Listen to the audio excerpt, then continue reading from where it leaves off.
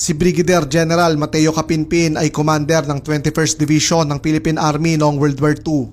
Isinilang noong 1887 sa Morong Rizal, siya ay sumali sa Philippine Scouts sa edad na 19. Kilala si Capinpin sa kanyang matinding disiplina at pagiging pinakabatang First Sergeant ng Philippine Scouts. Bago pumutok ang World War II sa Pilipinas, si Capinpin ay napromote bilang Brigadier General at ibinigay sa kanyang command ang 21st Division ng Philippine Army. Matapang na hinarap ng tropa ng 21st Division sa ilalim ni Capinpin ang mga Hapones sa mga labanan sa Pangasinan, La Union at iba't ibang bahagi pa ng Central Luzon. Dahil sa kanilang matapang na depensa, ligtas na nakaatras sa Bataan ang libo-libong mga sundalong Filipino at Amerikano.